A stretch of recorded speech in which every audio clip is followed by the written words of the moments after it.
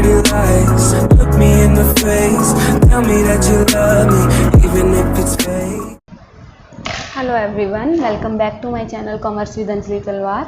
सो आज हम पार्टनरशिप का लास्ट चैप्टर स्टार्ट करने वाले हैं, जो कि है डिसोल्यूशन ऑफ पार्टनरशिप फर्म। हमने अभी तक जो चैप्टर किए उसमें रिकंस्टिट्यूशन ऑफ पार्टनरशिप फर्म पढ़ा। रिकंस्टिट्यूशन का मतलब क्या होता है बेटा, कि ओल्ड एग्रीमेंट ख़त्म हो जाएगा, न्यू एग्रीमेंट बनेगा, लेकिन पार्टनरशिप कंटिन्यू करेगी, ये करवाया था। उसमें हमने क्या क्या पढ़ा? हमने पढ़ा change in profit sharing ratio, admission of a partner, retirement of a partner, death of a partner, और एक पॉइंट होता है अमलगामेशन। ये सब हम कंप्लीट कर चुके हैं। अमलगामेशन आपको प्रैक्टिकली नहीं करना, जस्ट एक पॉइंट आपको याद करना है, ठीक है। सो अब जो लास्ट है वो है जो बेटा रिकंस्टिट्यूशन ऑफ पार्टनरशिप फर्म है, उसको हम डिसोल्यूशन ऑफ पार्टनरशिप भी कहते हैं। मतलब मैं आपको बताऊँ, अगर आपको लिखा आ जाए ओनली क्या डिसोल्यूशन ऑफ पार्टनरशिप, सिर्फ इतना समझ आया कि फर्म वर्ड नहीं लिखा। अगर फर्म वर्ड अभी नहीं लिखा तो अगर यहाँ तक बात हो रही है, मतलब कल डिसोल्यूशन ऑफ पार्टनरशिप की बात हो रही है, तो वो अभी रिकंस्टिट्यूशन की ही बात हो रही है। पार्टनरशिप का मतलब है रिलेशन चेंज होना। पार्टनरशिप का मतलब क्या होता है? Relationship between partner.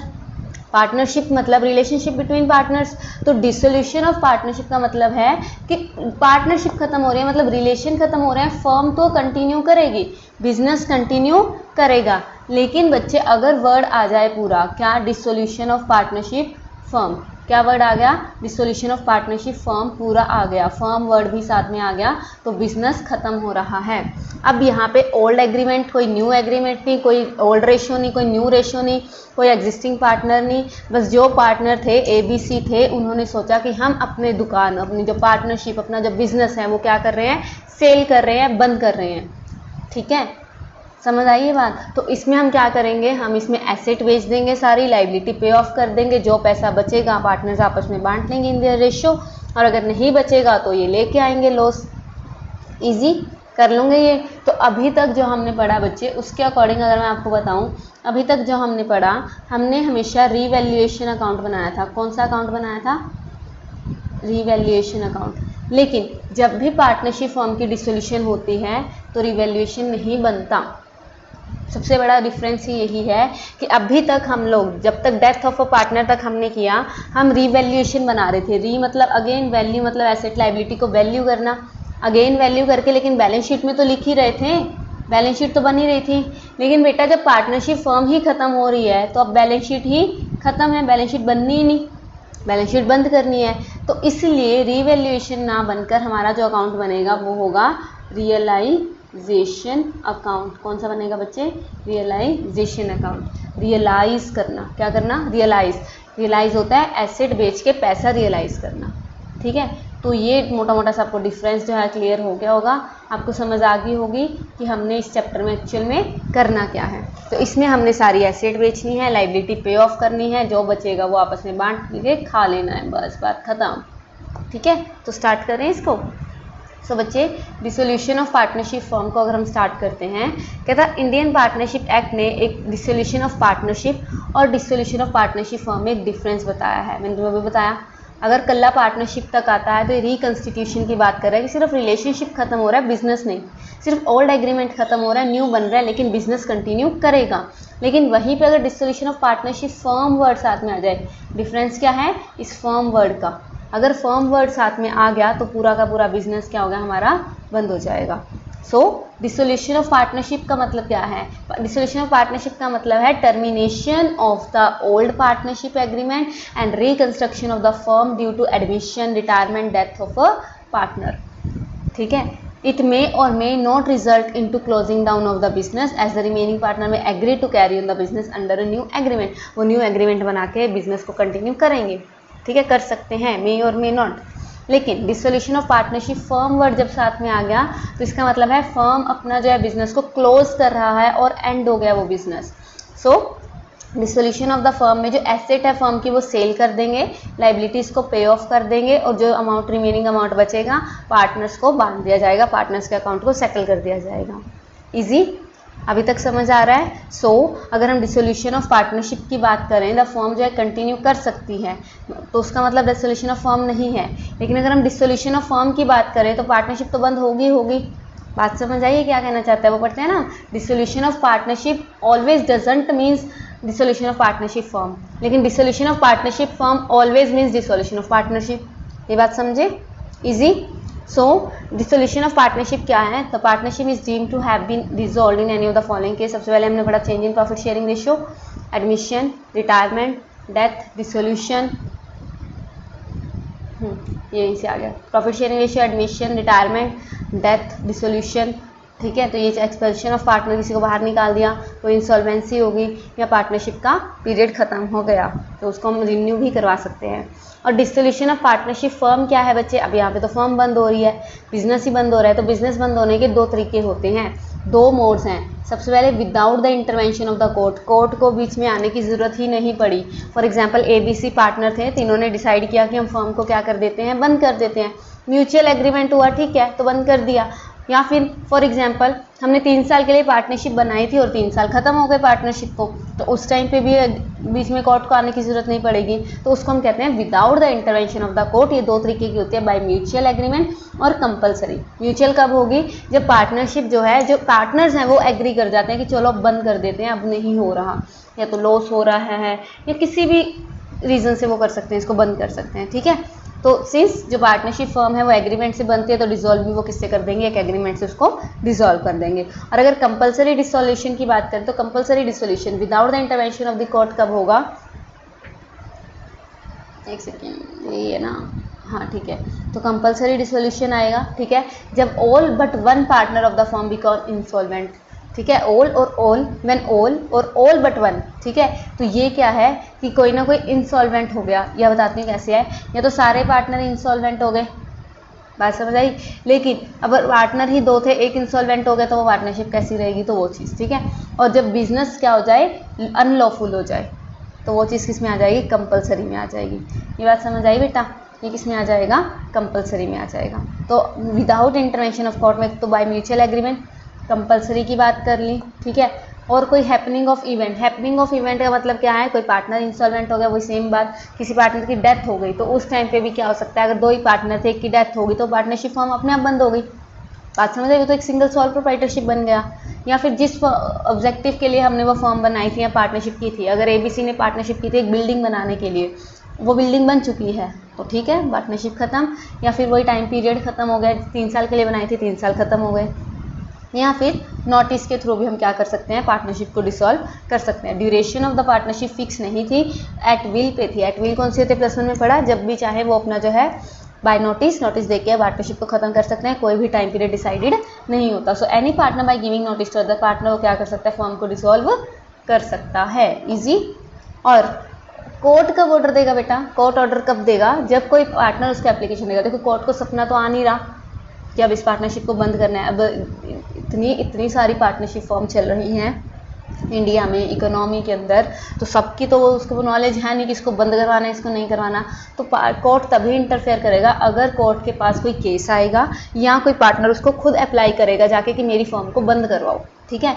So the court में on application by a partner order the dissolution of the partnership form under the following circumstances. तो किस सिचुएशंस में वो कह सकता है कि हाँ ये बंद कर दो? जब एक पार्टनर अनसाउंड माइंड का हो जाए। अनसाउंड माइंड मतलब is not able to take decisions, या फिर उसको लाइक होता है ना कि अपनी एज के अकॉर्डिंग उसकी मैच्योरिटी नहीं है। होते हैं ना कुछ बच्चे जो बड़े बड़े होकर भी मतलब बच्चों की तरह बिहेव करते हैं, है ना, तो हम मेंटल थोड़ा वर्ड यूज़ कर देते हैं उसके लिए। तो वो चीज़, उसका माइंड जो है अनसाउंड हो गया है। तो अब अगर एक पार्टनर का माइंड मतलब नहीं काम कर रहा, या हम कह सकते हैं कि उसको नहीं समझ आ रही है, तो बाकी पार्टनर उसका फ़ायदा उठा सकते हैं, राइट। तो इसलिए वो क्या कहेगा कि इस पार्टनरशिप को ही बंद कर दो, ठीक है।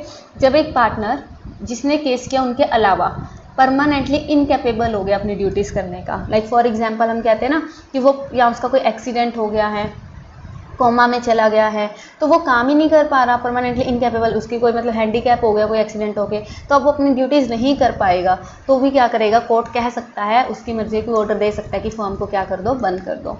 जब एक पार्टनर जो केस कर रहा है उसके अलावा कोई गिल्टी है मिसकंडक्ट, मतलब कुछ ऐसा काम कर दिया उसने जिससे पार्टनरशिप हार्म हो रही है, पार्टनरशिप पे नेगेटिव इफेक्ट हो रहा है, या फिर एक पार्टनर जिसने केस किया उसके अलावा विलफुली या जानबूझ के पार्टनरशिप एग्रीमेंट को परसिस्टेंटली होता है, कंटिन्यूसली कोई ब्रीच कर रहा है पार्टनरशिप एग्रीमेंट को, मतलब ब्रीच होता है कॉन्ट्रैक्ट में धोखा देना, है ना, ब्रीच ऑफ कॉन्ट्रैक्ट सुना होगा आपने। तो पार्टनरशिप एग्रीमेंट से धोखा कर रहा है वो, तो तब भी वो क्या है, कोर्ट ऑर्डर दे सकता है।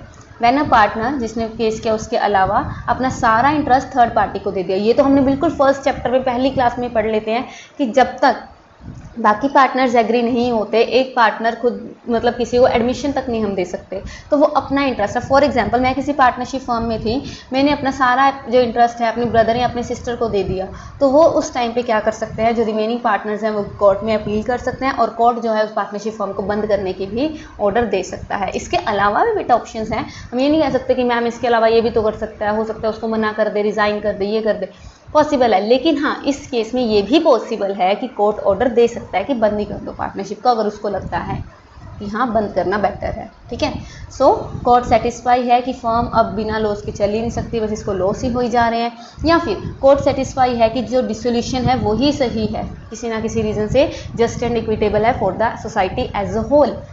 बात समझ आई? तो सोसाइटी के लिए इसका बंद होना ही क्या है, बेनिफिशियल है। समझ आया? इजी, सही चल रहा है? करें कंटिन्यू इसको। So dissolution of partnership versus dissolution of firm, अभी आप बताओगे, बहुत इजी है, बिल्कुल स्टार्टिंग मैंने आपको बता दिया। जहाँ पे वर्ड डिसोल्यूशन ऑफ पार्टनरशिप तक आ रहा है तो वो रिकंस्टिट्यूशन की बात कर रहा है, एडमिशन, रिटायरमेंट, डेथ, है ना, तो change in profit sharing ratio उसकी बात हो रही है। जहाँ पे बिजनेस कंटिन्यू करेगा तो इस टाइम पे रिवैल्यूएशन अकाउंट बनेगा। और अगर मैं डिसोल्यूशन ऑफ फर्म की बात करूँ तो फर्म ही बंद होगी, एसेट बेचने, लाइबिलिटी पे ऑफ करनी है ना, तो वो चीज़ इसमें आ जाएगी फर्म में, जहाँ पे रियलाइजेशन अकाउंट बनेगा। तो पढ़ लें इसको। सो डिसोल्यूशन ऑफ पार्टनरशिप, कहता है the end of the partnership relationship. बात समझ आई? रिलेशनशिप खत्म होगा बिटवीन टू और मोर इंडिविजुअल्स जो पहले एक बिजनेस इकट्ठे कर रहे थे। लेकिन अगर डिसोल्यूशन ऑफ फर्म आ जाता है तो end of the business entity that was established as partnership, corporation और लीगल एंटिटी। तो मतलब यहाँ पे पूरी एंटिटी ही खत्म हो गई, पूरा बिजनेस ही खत्म हो गया। It is based on an agreement between partners bye operation of law, ये एग्रीमेंट के बेस होगा। It is based on the decision of the partners, या तो पार्टनर्स डिसीजन ले सकते हैं, कोर्ट का ऑर्डर हो सकता है, या लॉ के अकॉर्डिंग भी हम डिसोल्यूशन कर सकते हैं। बिजनेस एग्जिस्ट करेगा as a partnership but the partners may continue to carry on the business under a new agreement या अरेंजमेंट। तो बिजनेस जो है हो सकता है वो चले, मतलब उनकी मर्जी होती है। डिसोल्यूशन ऑफ पार्टनरशिप के टाइम पे, रिकंस्टिट्यूशन के टाइम पे उनकी मर्जी है कि वो खत्म भी कर सकते हैं, लेकिन वो बिजनेस को कंटिन्यू भी कर सकते हैं। लेकिन यहाँ पे the business ceases to exist and must be liquidated or transfer to new entity, तो यहाँ पे बंद होना जरूरी है। Partners may still be liable for any obligation incurred while the partnership was in existence. कहता पार्टनर्स अभी भी लाइबिलिटीज़ के लिए क्या है, लायबल हैं। लेकिन जो लीगल एंटिटी है अज्यूम करती है कि सारी liabilities and partners are generally shielded from personal liability, उन जब अकाउंट बंद ही कर देंगे तो उसके बाद कोई भी लाइबिलिटी के लिए वो क्या है, जिम्मेवार नहीं है। Firm is taxed as a separate legal entity, the firm can be terminated by decision of the partners और बाय लॉ। ईजी, आपको इतना डिटेल में जाने की जरूरत नहीं है, बिल्कुल नॉर्मल सा याद रखना है। ठीक है, जो मैंने आपको नॉर्मली स्टार्टिंग में ही बता दिया था।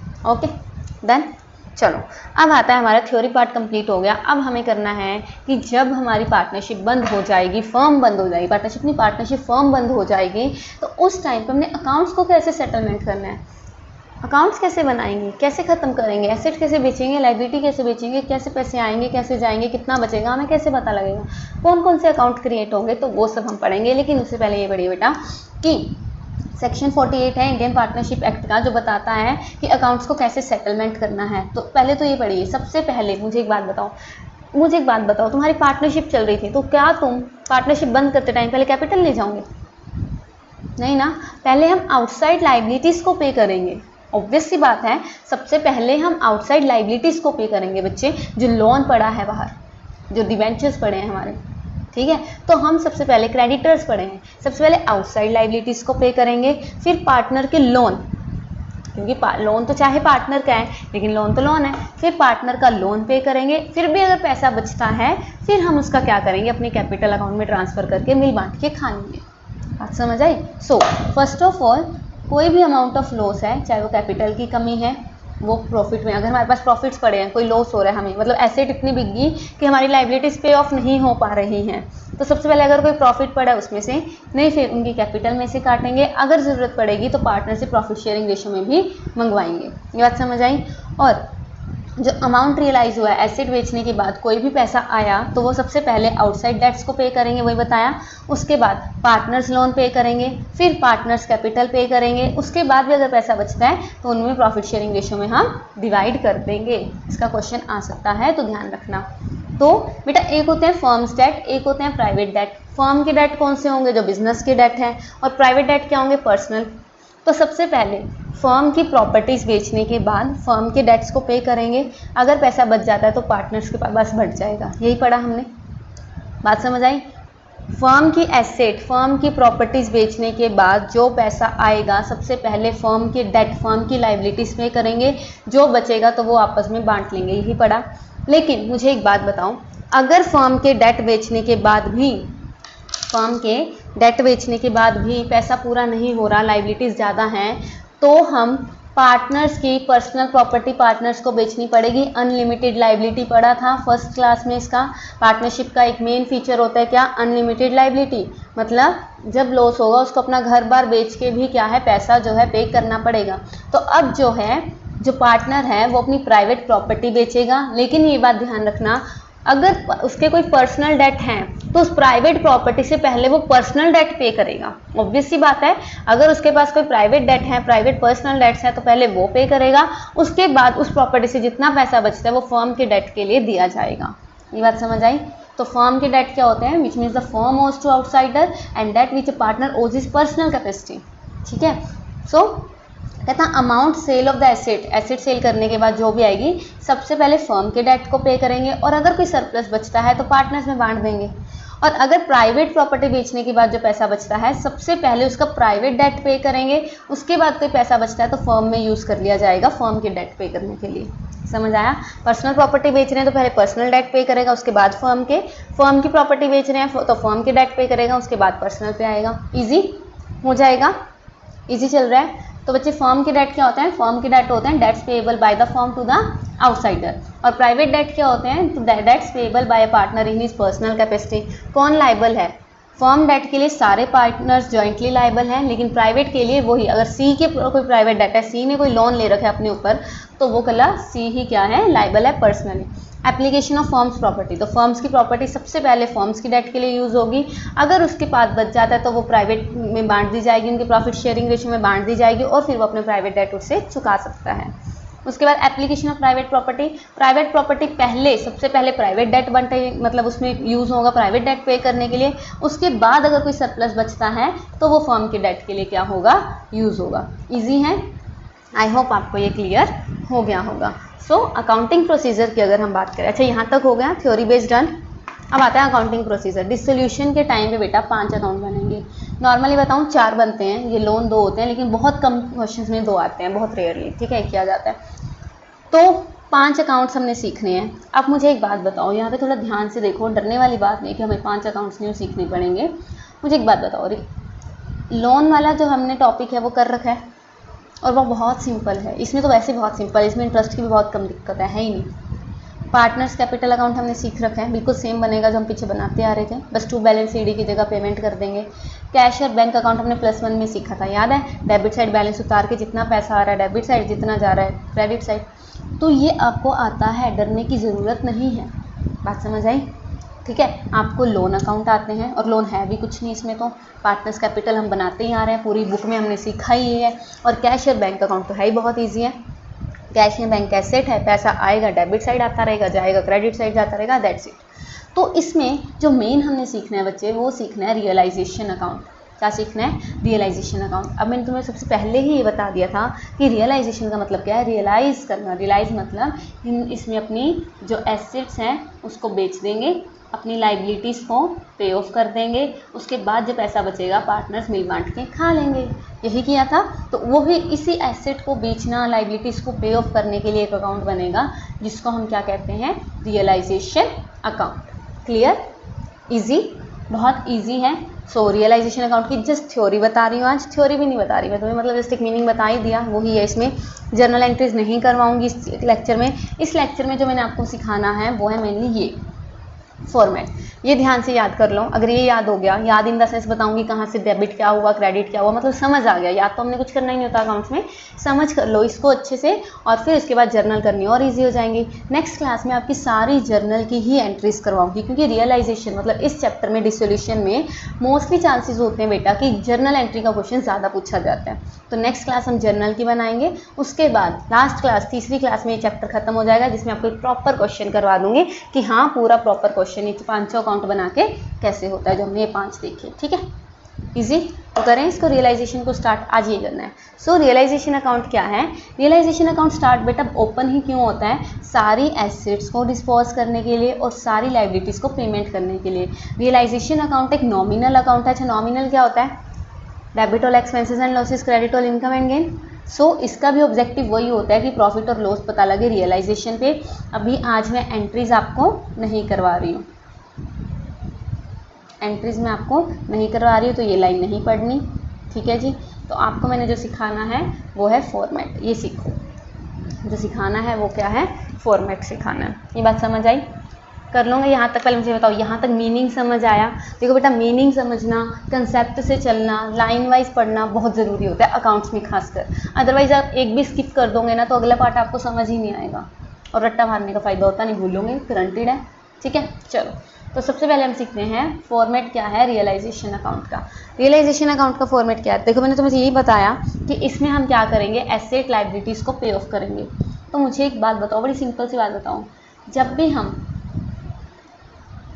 बैलेंस शीट बनाते हैं, मैं यहाँ पे एक बैलेंस शीट बनाती हूँ, ठीक है, मुझे पता है बेकार बन रही है, हंसना मत।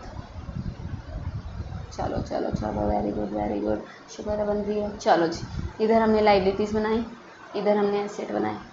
तो सबसे पहले हम क्या काम करेंगे, जो एसेट साइड अमाउंट पड़ा है, जो एसेट साइड हमारा ऑलरेडी पड़ी हैं चीज़ें, वो हमारी होती हैं डेबिट। पढ़ा है ना हमने, एसेट का अमाउंट क्या होता है? डेबिट। तो उनको पहले अकाउंट ही ख़त्म करेंगे, उसका अकाउंट ख़त्म करने के लिए उसको क्या करेंगे हम? क्रेडिट। क्रेडिट करने के लिए टू, तो वो अपोजिट साइड, मतलब इस साइड सारी एसेट उतरेंगी। समझ आया? अगर इसके ऊपर मैं बैलेंस शीट बनाऊँ तो इधर सारी क्या उतरेंगी? एसेट। और सेम ऐसी लाइबिलिटीज़ पड़ी हैं, इधर लाइबिलिटीज़ की साइड क्या होती है? क्रेडिट।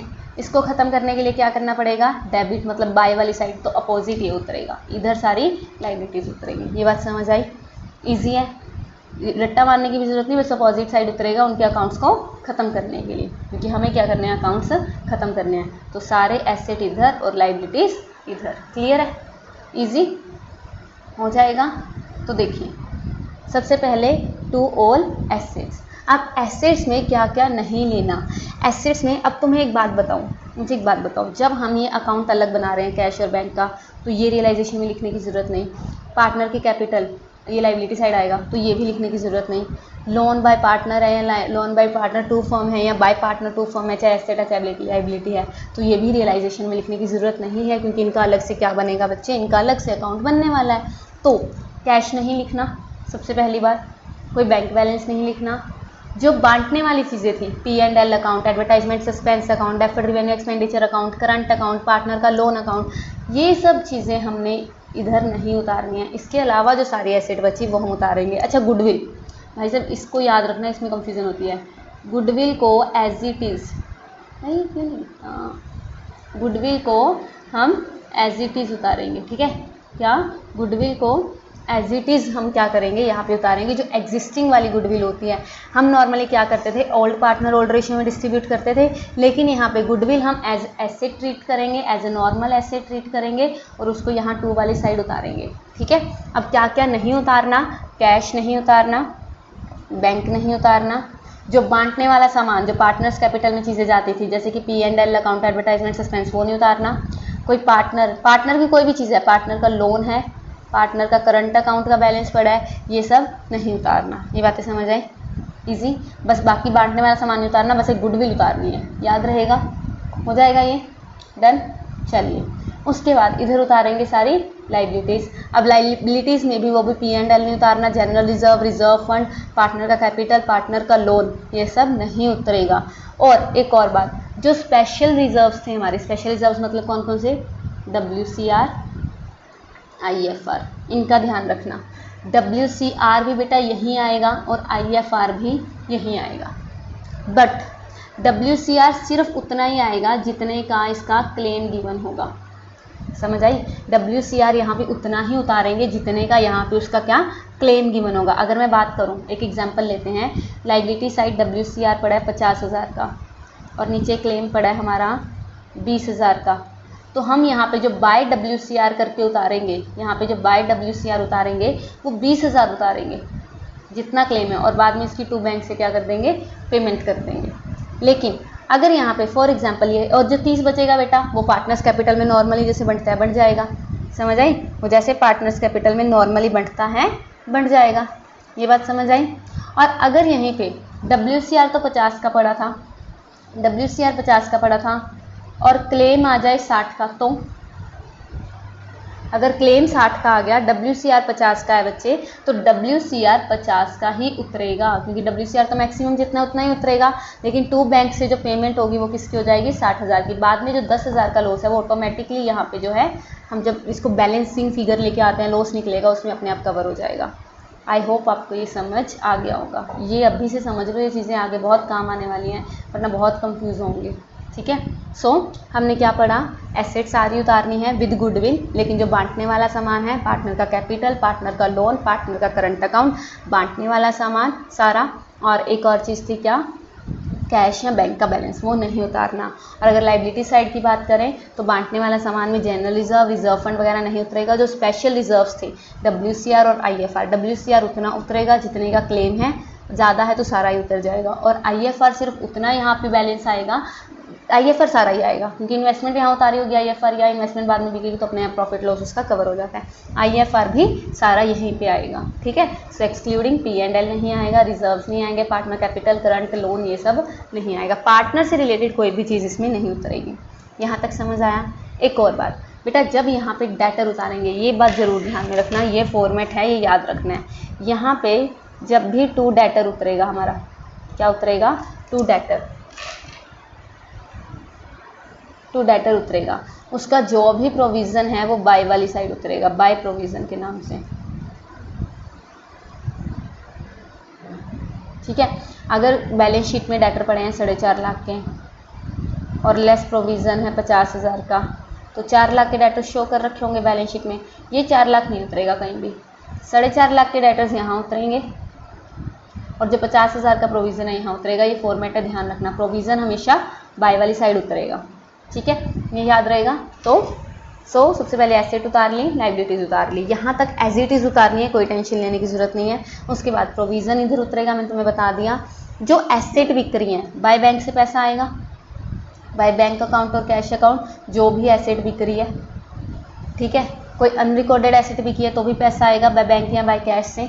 अगर ये चीज़ आ गई कि पार्टनर कोई एसेट ले गया, like A took over the furniture, तो बाय एस कैपिटल अकाउंट, जितने का उसने फर्नीचर ले लिया, ये बात समझ आई। और ऐसी सेम लाइबिलिटीज़ की पेमेंट करेंगे बेटा, टू बैंक अकाउंट या टू कैश अकाउंट से भी जो भी लाइबिलिटीज़ हैं, लोन पे किया, क्रेडिटर पे किया, है ना। कोई अनरिकॉर्डेड लाइबिलिटी पे की तो भी टू बैंक से पे कर देंगे अपोजिट साइड। कोई एक्सपेंसिस थे रियलाइजेशन के, टू बैंक या कैश से। अच्छा, ये एक्सपेंसिस का पूरा पॉइंट आएगा, पूरा है इसका बेस, मतलब इसकी जर्नल बनती हैं 5-7 मतलब केसेस हैं, वो आगे करवाऊंगी नेक्स्ट क्लास में। उसके बाद अगर कोई पार्टनर ने लाइबिलिटी पे कर दी, like creditors were paid by B, तो टू बीस कैपिटल अकाउंट से उसको लाइबिलिटी को पे कर देंगे। ये बात समझ आई। एक बात ध्यान रखना, अगर कोई यहाँ पे टेंजिबल एसेट उतारी और उसके बारे में कोई भी एडजस्टमेंट गिवन नहीं है, लाइक मैंने यहाँ पे मशीनरी उतारी थी, लगा लो मैंने मशीनरी उतारी 5 लाख की, और उसके बारे में कोई भी एडजस्टमेंट नहीं है कि ये कितने की बिकी, कितने की नहीं बिकी, तो हम ये एज्यूम करेंगे, ये चीज़ ध्यान रखना बहुत इंपॉर्टेंट है। हम एज्यूम करेंगे कि वो बाय बैंक से एज इट इज़ 5 लाख की बिकी है।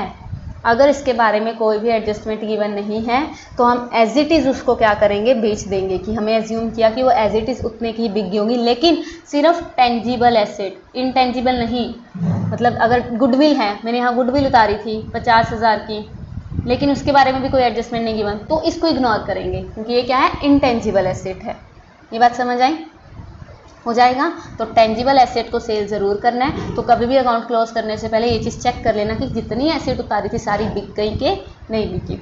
उसके बाद जब लाइबिलिटीज़ पे करनी है बेटा, तो लाइबिलिटीज़ भी सारी पे करनी है प्रोविज़न वगैरह को छोड़ के, ठीक है। क्रेडिटर्स है, लोन है, कोई भी चीज़ लाइबिलिटी है तो वो भी अगर उसके बारे में कोई एडजस्टमेंट नहीं गिवन तो एज इट इज़ क्या करनी है, पेमेंट करनी है। टू बैंक से उसकी क्या कर देंगे, हम पेमेंट कर देंगे। आई होप आपको रियलाइजेशन काफ़ी हद तक समझ आ गया होगा, ठीक है।